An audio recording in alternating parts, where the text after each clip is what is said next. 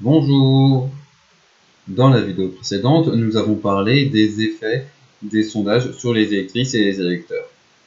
Nous avons vu dans cette perspective que les sondages pouvaient être des outils de manipulation et de construction de l'opinion publique, que ce soit par des groupes d'intérêt ou par les responsables politiques. Cependant, s'arrêter à une vision des responsables politiques comme des personnes qui utilisent les sondages pour manipuler les électeurs et les électrices et l'opinion publique, ça reste finalement une vision assez imparfaite, assez limitée. Et comme toujours, en réalité, quand on creuse, on se rend compte que cette relation entre responsable politique et sondage, elle est plus compliquée, ambivalente, et qu'on peut se demander vraiment si les responsables politiques sont des manipulateurs ou sont eux-mêmes manipulés par les sondages et sont pris au piège, sont pris à leur propre jeu de donner tant d'importance au sondage. Tout ça, c'est ce qu'on va voir dans cette vidéo. En effet, depuis leur création en 1936, les sondages d'opinion sont devenus un outil indispensable pour les responsables politiques. Et ça se voit très bien dans le nombre de sondages qui est commandé chaque année, qui n'a cessé d'augmenter au fil des années.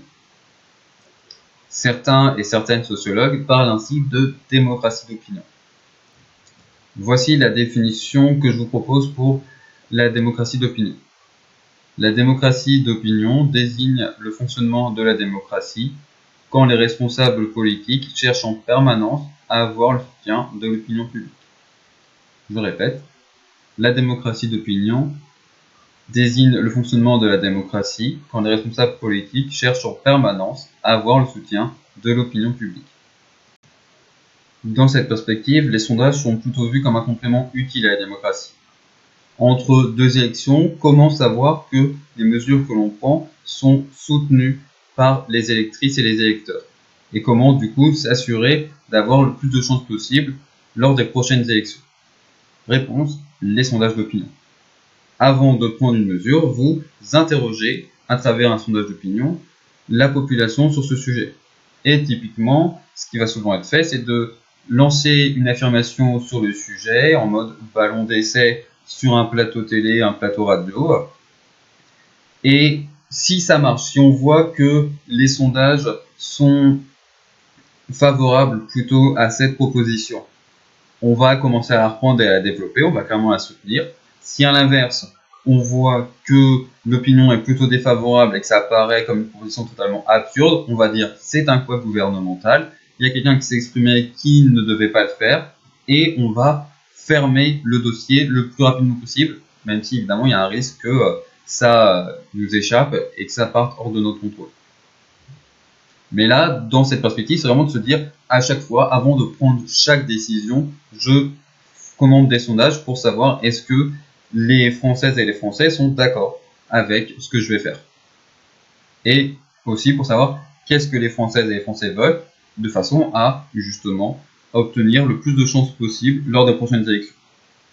Évidemment, ça peut poser problème quand il s'agit on peut se dire, compléter les décisions en disant bon, est-ce que sur tel ou tel point de détail, il faudrait plutôt le faire comme ceci ou comme ça et demander au sondage de trancher, pourquoi pas, il n'y a pas trop de problème dans ce cas-là. Mais lorsqu'il s'agit vraiment de définir des orientations plus importantes, évidemment, normalement, vous avez voté pour un ou une responsable politique, pour une certaine vision de la politique, et cette personne doit pouvoir prendre des décisions de façon autonome et doit pouvoir mettre en avant sa vision de la politique plutôt de simplement être l'esclave des sondages et de simplement prendre des décisions qui vont obtenir de bons résultats dans les sondages.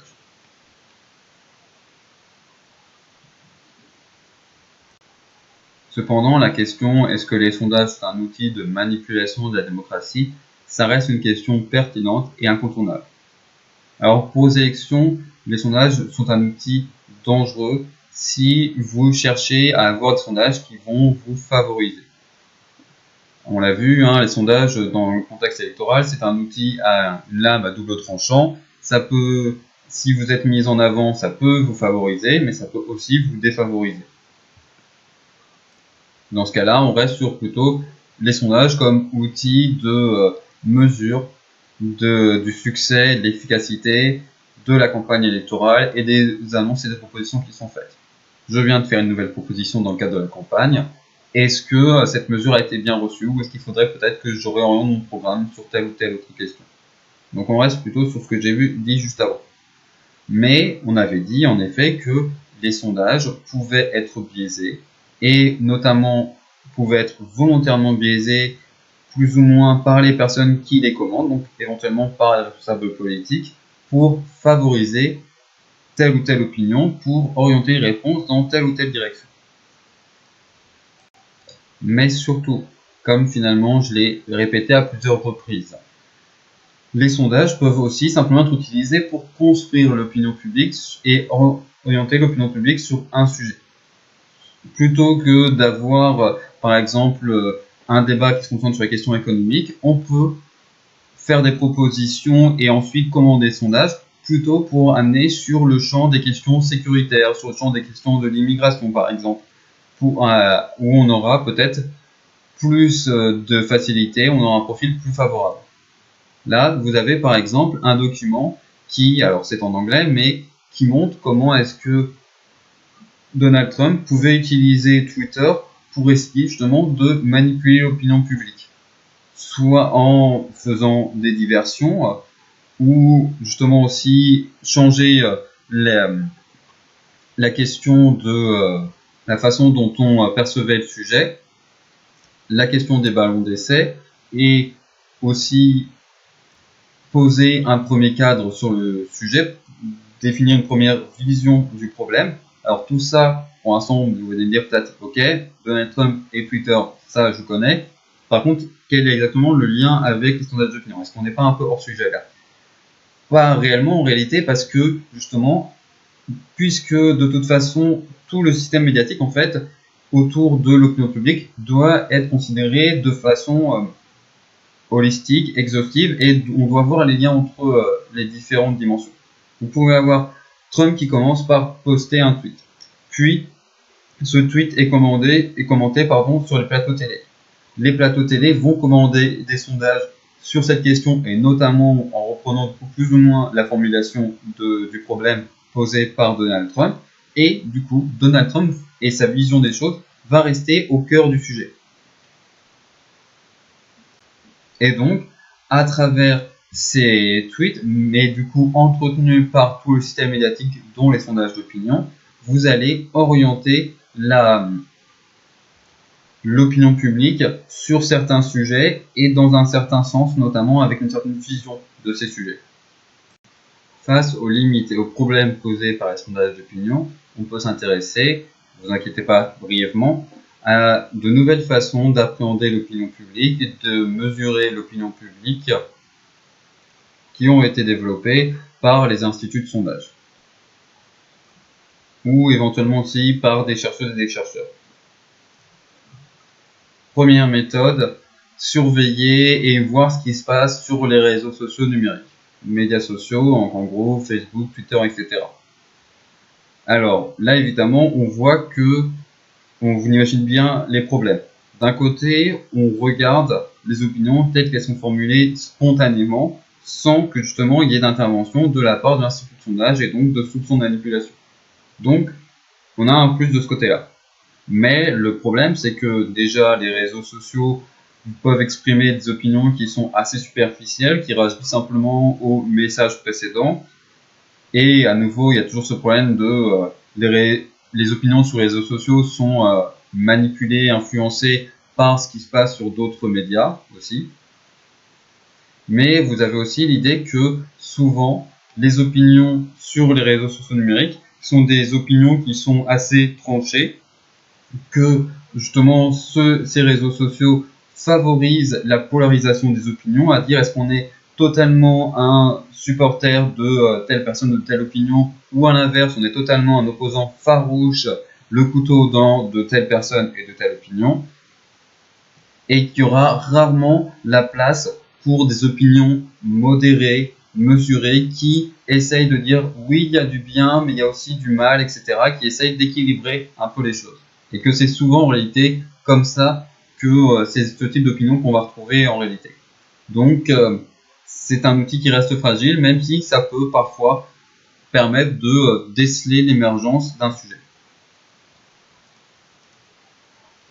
Autre méthode, plutôt favorisée par les chercheuses et les chercheurs en sciences politiques, les sondages délibératifs. On reprend l'idée que les personnes interrogées n'ont pas forcément d'opinion sur le sujet, et donc qu'il faut leur donner des informations. Mais au lieu de juste donner quelques informations supplémentaires qui vont être en fait assez brèves et qui donc vont forcément donner une certaine vision du sujet et orienter les réponses dans tel ou tel sens, là, on va mettre en contact les personnes interrogées avec des experts ou des experts sur la question, avec des personnes, des responsables politiques par exemple, qui ont des points de vue différents. On va vraiment faire en sorte que ces personnes puissent se faire un avis le plus complet possible. Et ensuite, on va voir quels sont les résultats justement de cette délibération et quelle est leur opinion après avoir vu tous les aspects du problème. Alors, ça, c'est vrai que ça pose quand même problème pour les instituts de sondage parce que c'est du coup quelque chose qui prend du temps et qui coûte quand même de l'argent justement de mobiliser toutes ces personnes et de leur demander de réfléchir à un sujet pendant plusieurs heures, plusieurs jours, etc. Donc ça, du coup, pour ces raisons, ça va rarement être utilisé par les instituts de sondage. On peut aussi critiquer le fait que c'est un contexte bien particulier dans lequel la plupart des personnes ne se trouvent pas, et donc certes, les opinions qui vont émerger là-dedans vont être bien enseignées, complètes, bien prendre en compte tous les aspects du sujet, et du coup vont être assez solides, pas superficielles, puisque justement dès que de nouvelles informations, des contradictions sont apportées, on aura eu normalement des informations assez complètes pour pouvoir y répondre. Mais, comme j'ai dit, on a rarement en réalité l'occasion de se trouver dans ce tel contexte pour formuler des opinions et pour prendre des décisions. Donc, comme outil de mesure de l'opinion, pas forcément, trop cher, trop artificiel, mais comme outil pour finalement décider, prendre des décisions sur telle ou telle question, ça, dans ce cas, on n'est plus vraiment sur un sondage d'opinion, on est plus, du coup, on va parfois parler plutôt de jury délibératif,